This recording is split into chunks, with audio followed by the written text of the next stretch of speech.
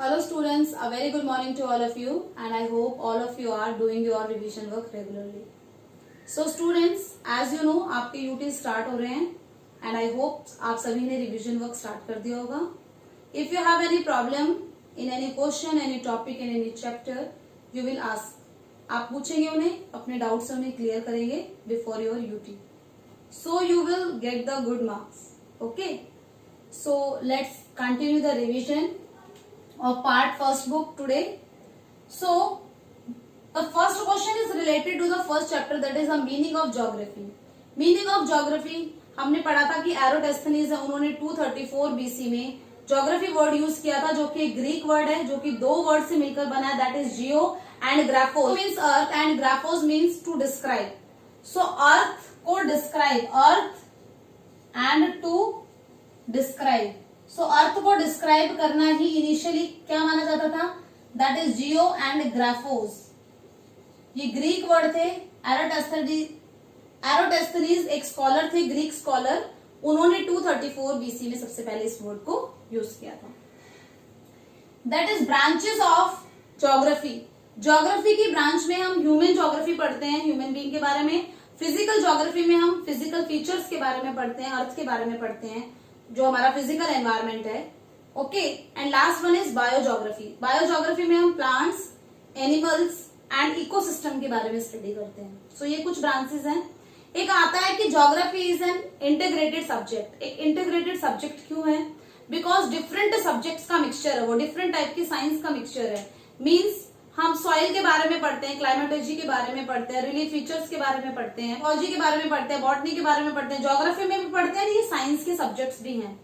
हम कार्टोग्राफी पढ़ते हैं, मैप या डाटा एनालाइज पढ़ते हैं, that related to the math. ये मैथ से रिलेटेड है. डाटा एनालिसिस करना ये मैथ से रिलेटेड है. ठीक है. तो हम कह सकते हैं कि ज्योग्राफी एक वाइड सब्जेक्ट है, जिसमें बहुत सारे जो सब्जेक्ट्स हैं वो ऑलरेडी इंक्लूड है. ओके. फिर भी इसकी अपनी एक आइडेंटिटी बनी हुई है. इसको दूसरे सब्जेक्ट के साथ में मर्ज नहीं करते हैं, बल्कि ज्योग्राफी की अपनी एक आइडेंटिटी है. एंड इसमें जो डिफरेंट सब्जेक्ट में जो चीज हम स्टडी कर रहे हैं वो ज्योग्राफी में भी स्टडी करते हैं. ओके. हिस्ट्री से भी रिलेटेड है, पॉलिटिकल से भी रिलेटेड है, इकोनॉमिक से भी रिलेटेड है. हम इकोनॉमिक एक्टिविटीज के बारे में पढ़ते हैं ज्योग्राफी में. So geography is an integrated subject. Next is in geography subject we are trying to find the three question, that is what, where and why. So what में हम सबसे पहले देखते हैं किसी भी फिजिकल एनवायरनमेंट की क्या है ये, उसका उसमें रिकॉग्निशन किया जाता है, पहचान की जाती है उसकी रिकॉग्निशन. देन वेयर क्वेश्चन में डिस्ट्रीब्यूशन, ये डिस्ट्रीब्यूशन से रिलेटेड है कि ये कहाँ पर डिस्ट्रीब्यूटेड है. And Y is related to cause and effect. Cause क्या है, इसके इफेक्ट क्या हुए, कॉज क्या हुए, कैसे इसकी फॉर्मेशन हुई, ये कॉज एंड इफेक्ट, ये रीजन से रिलेटेड है. Why. Okay.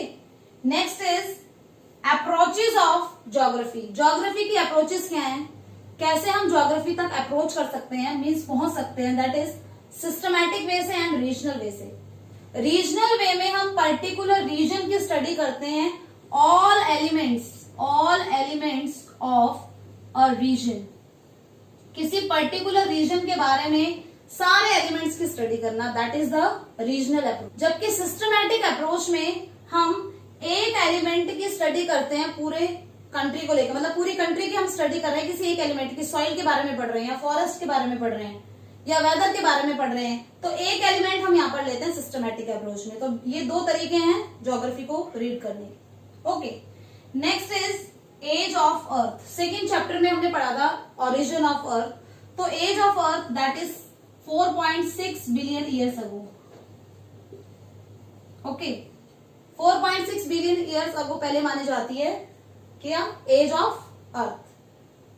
Next is elements of atmosphere. Atmosphere के एलिमेंट्स क्या थे, मतलब जब अर्थ का ओरिजिन हुआ तो कौन एलिमेंट्स है वो कैसे बने अर्थ पर. So that is of because एक तो डी गैसिंग प्रोसेस हुई थी कि अर्थ के इंटीरियर से गैसेस निकल रही थी, एक सोलर विंड्स की वजह से बना, एंड फोटोसिंथेसिस की प्रोसेस स्टार्ट हुई, तब भी जो एटमॉस्फेयर का क्रिएशन हुआ. तो D guessing, solar wind and photosynthesis, ये वो प्रोसेस है जिससे कि एटमॉस्फेयर बना अर्थ का. Next is terrestrial planet and Jovian planet. ये आउटर प्लैनेट है, ये इनर प्लैनेट है। ओके, सो टेरेस्ट्रियल प्लैनेट वो प्लैनेट्स हैं जिनका जो सरफेस है वो रॉक्स है, वो अर्थ की तरह है। इसे प्लैनेट्स वो प्लैनेट्स थे जो सन के पास में थे, जबकि जो सन से दूर थे वो जॉवियल प्लैनेट्स थे। सो टेरेस्ट्रियल प्लैनेट्स में mercury, Venus, earth and Mars, ये आउटर प्लैनेट है टेरेस्ट्रियल प्लैनेट। इनकी जो कैरेक्टरिस्टिक है, एक तो ये सन के पास में है, दूसरा इनके जो रॉक्स हैं, इनका जो इंटीरियर है वो अर्थ की तरह है, इसलिए इन्हें टेरेस्ट्रियल प्लैनेट कहा जाता है। एंड जो हैवी डेंसिटी के एलिमेंट्स है वो कोर में है, और उसके बाद में लोएस्ट डेंसिटी के एलिमेंट्स है। जबकि जॉवियन प्लैनेट्स वो प्लैनेट्स हैं जिनका इंटीरियर जुपिटर की तरह है। So Jupiter, Saturn, Uranus and Neptune, these are the Jovian planets. ये जॉवियन प्लैनेट्स हैं, इन्हें हम आउटर प्लैनेट्स भी कहते हैं। एंड इनका जो एटमॉस्फेयर है ये बहुत ज्यादा थिक होता है, ठीक है, थिक एटमॉस्फेयर होता है। एम्यूनल, कांट एंड लैपलेस, इन्होंने कौन सी थ्योरी दी थी? इन्होंने नेबुलर हाइपोथेसिस को रिवाइज किया था। नेबुलर हाइपोथेसिस में कहा था कि सन के चारों ओर एक गैसियस क्लाउड घूम रहा है, that is the nebula. So nebula के कंडेंस जो होने से ही जो डिफरेंट प्लैनेट्स हैं वो बने हैं। Okay, so Immanuel, Kant and Laplace ने नेबुला थ्योरी थी उसको रिवाइज किया था। नेबुला थ्योरी मीन्स जो गैसियस क्लाउड है उससे ही प्लैनेट्स की फॉर्मेशन हुई है। Okay, next is Chamberlin and Moulton. इन्होंने जो हाइपोथेसिस दी थी that is related to the wandering star, कि एक सन के पास में घूमता हुआ तारा आया जिसके ग्रेविटेशनल फोर्स की वजह से एक सिगार स्ट्रक्चर का एक पार्ट है वो सन से अलग हो गया, एंड उसके ब्रेक होने से ही डिफरेंट प्लैनेट्स बने हैं। किसने कहा था? चैम्बरलेन एंड मोल्टन ने। Okay, next is what do you mean by the differentiation process. Differentiation process का मतलब क्या? देखिए, डिफरेंशिएशन प्रोसेस मीन्स जो एलिमेंट्स, जिन एलिमेंट्स की जो डेंसिटी थी वो ज्यादा थी, उन्होंने मिलकर के कोर की स्ट्रक्चर बना ली, और जो लो डेंसिटी थी वो बाहर बन गए। तो इस तरह से हम कह सकते हैं कि कोर, मेंटल एंड क्रस्ट की फॉर्मेशन हुई है। Okay, that is differentiation. Okay, next, earlier period earth. जब इनिशियली पीरियड था, अर्थ की फॉर्मेशन हुई थी, तो उस टाइम पर अर्थ कैसी थी? उस टाइम पर अर्थ वार्म थी, टेम्परेचर इसका बहुत ज्यादा था, वार्म थी, बैरन थी, मतलब कोई वेजिटेशन इस पर नहीं था, रॉकी थी, इस पे रॉक्स ज्यादा थे। So warm, barren and rocky थी इनिशियल स्टेज में अर्थ। एंड इसमें जो गैसेस थी इनिशियल स्टेज में वो कौन कौन सी थी? Hydrogen and helium. हमें पता है सबसे पहले जो गैस थी वो हाइड्रोजन एंड हीलियम थी, जिनको सोलर विंड ने एंड फोटोसिंथेसिस ने एंड डी गैसेस ने जिनको रिमूव कर दिया था बाद में। Okay, next is big bang theory. Big bang theory 1920 में एडविन हबल ने बिग बैंग थ्योरी दी थी, जिन्होंने कहा था कि जो यूनिवर्स है उसकी फॉर्मेशन एक सिंगल एटम के एक्सप्लोजन की वजह से हुई है। एक सिंगल एटम है, उसमें एक्सप्लोजन हो गया है, जिसकी वजह से जो डिफरेंट हमारा सोलर सिस्टम है या डिफरेंट यूनिवर्स है उसकी फॉर्मेशन हुई है। और इन्होंने बैलून वाला एग्जांपल दिया था कि अभी भी एक्सपैंड कर रहा है, हमारा यूनिवर्स एक्सपैंड कर रहा है। ओके, जबकि हॉयल्स की जो थ्योरी थी वो इसके ऑपोजिट थी। उन्होंने कहा था कि हमारा जो यूनिवर्स है वो स्टेबल है और एक्सपैंड नहीं कर रहा है। Next, waves during earthquake. Earthquake जब आता है तो कौन कौन सी वेव होती है? That is PSNL, PSL waves होती हैं। सो सबसे पहले जो हमारे अर्थ सरफेस पर पहुंचती है वो P वेव्स होती है, प्राइमरी वेव्स, एंड सबसे ज्यादा डिस्ट्रक्टिव भी यही वेव्स होती है। Okay, next, layers of earth. Earth के लेयर तो आपको पता ही है, core, mantle and crust. These are the 3 layers of earth. 3 and the upper part of mantle, crust and upper part of mantle मिलके बनाते हैं lithosphere. Okay, next, body waves. Earthquake आने पे जो सबसे पहले रिलीज होती है वेव्स और जो अर्थ सरफेस तक पहुंचती है, that are called the body waves. Okay, earth के इंटीरियर को जानने के लिए डायरेक्ट एंड इनडायरेक्ट सोर्स कौन से हैं? सो डायरेक्ट सोर्स में तो आ जाएगा आपका माइनिंग या जो हमें रॉक्स मिलते हैं वो, या फिर लावा, जो वोल्केनो इरप्शन में लावा होता है। तीनों को ही हम रिसर्च कर सकते हैं, तीनों का ही लैबोरेटरी में, कि माइनिंग से जो रॉक्स मिले हैं एंड लावा जो इरप्शन हुआ है, तो अर्थ के इंटीरियर से कैसा मटेरियल बाहर आ रहा है उससे हम पता लगा सकते हैं कि अर्थ के इंटीरियर में क्या है।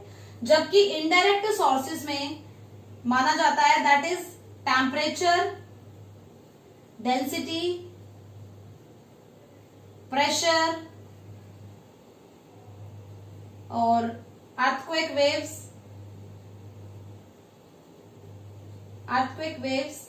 and meteors. Okay, so these are the indirect source जिसकी वजह से हमें अर्थ का इंटीरियर का पता चलता है. Next is the continental drift theory. Continental drift theory is related to the formation of continent. Some of the scholars try to understand the concept of the continent कि continent है उनकी formation कैसे हुई थी.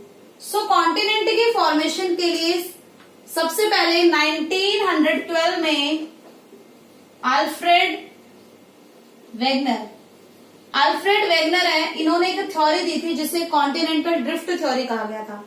इन्होंने बताया था कि एंशिएंट पीरियड में मिलियंस ऑफ ईयर अगो जितने भी कॉन्टिनेंट है वो सभी एक लैंडमास थे, एक लार्ज लैंडमास था और जिसके ब्रेक होने से डिफरेंट कॉन्टिनेंट बने.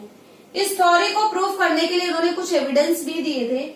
सो इन्होंने कहा था कि जितने भी कॉन्टिनेंट है वो एंशिएंट टाइम में एक पूरा लैंडमास थे जिसे पेंजिया इन्होंने नाम दिया, पेंजिया था ये. ओके, एंड इसके चारों ओर एक क्वेश्चन था water body, that is Panthalassa.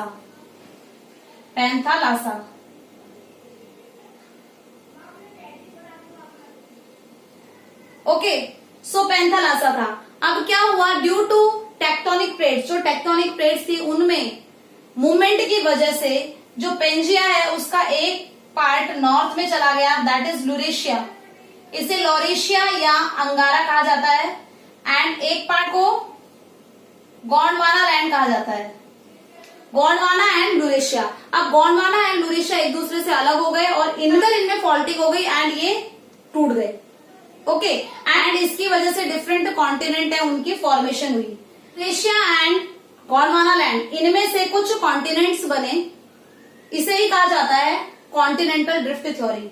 ये कहा गया कि डिफरेंट कॉन्टिनेंट है वो, कुछ कॉन्टिनेंट गोंडवाना लैंड में से एंड कुछ लुरेशिया कॉन्टिनेंट में से बने. सो लैंड में से Asian continent, African continent, Australia and South America, जबकि North America, Europe, these are form from the Laurasia, Asian continent से बने. ओके, सो अल्फ्रेड वेगनर ने कुछ एविडेंस दिए थे जैसे जिग्सा फिट का, कि अगर एक कॉन्टिनेंट को दूसरे कॉन्टिनेंट की बाउंड्रीज में मैच किया जाए तो वो सेम होती है, मतलब मैच हो जाती है जैसे किसी भी पजल को हम मैच करते हैं. उन्होंने फॉसिल्स का एग्जांपल दिया. साउथ अफ्रीका की बाउंड्री पर फॉसिल्स मिल रहे हैं, वो अफ्रीका की बाउंड्रीज पर भी मिल रहे हैं, जबकि उनके बीच में तो अटलांटिक ओशन है, तो ये फॉसिल पॉसिबल नहीं है उस रेप्टाइल के, मैसोसॉरस के. सो मैसोसॉरस के फॉसिल्स यहाँ पर मिल रहे हैं, इट मीन्स ये कभी पास्ट में दोनों जॉइंट थे. Continental drift theory related to the Alfred Wegener. Different continent है वो, पास्ट में कैसे हमारे कॉन्टिनेंट की फॉर्मेशन हुई है, this theory is related to that one. Okay, next one is rock cycle. Rock cycle हमें पता है कि जो रॉक्स होते हैं वो 3 टाइप के होते हैं, सेडिमेंट्री एंड मेटामॉर्फिक. अब ये एक दूसरे से कैसे रिलेटेड होते हैं, जब भी वॉल्केनो इरप्शन होता है तो उससे लावा बाहर निकलता है एंड लावा की वजह से ही बनते हैं इग्नियस रॉक्स. अर्थ के इंटीरियर से बन रहे इग्नियस रॉक्स, उनके कूलिंग डाउन होने से फिर इनकी वेदरिंग एंड इरोजन होता है, वेदरिंग एंड इरोजन भी हो रहा है, ये इनकी वेदरिंग भी हो रही है, उससे ये बन रहे हैं सेडिमेंट्री रॉक्स बन गए. जो सेडिमेंट्स हैं जो टूटे हुए पत्थर हैं उनकी वजह से बन गए सेडिमेंट्स. ये लेयर्स में होते हैं. ओके, ये मैग्मा के कूल डाउन होने से लावा से बनते हैं. ये लेयर्स में रहते हैं क्योंकि सेडिमेंट्स इकट्ठे करे, पत्थर टूटे, उनका इरोजन हुआ, फिर उसके बाद में और पत्थर टूटे, तो लेयर बनती हुई चली जाती है, इसलिए लेयर्स में होते हैं. और सेडिमेंट रॉक्स जब टेम्परेचर और हीट इन पर ज्यादा पड़े तो इनकी फॉर्म चेंज हो जाती है, एक फॉर्म से दूसरी फॉर्म में चले जाते हैं, जिन्हें हम मेटामॉर्फिक कहते हैं, मेटामॉर्फिक रॉक्स.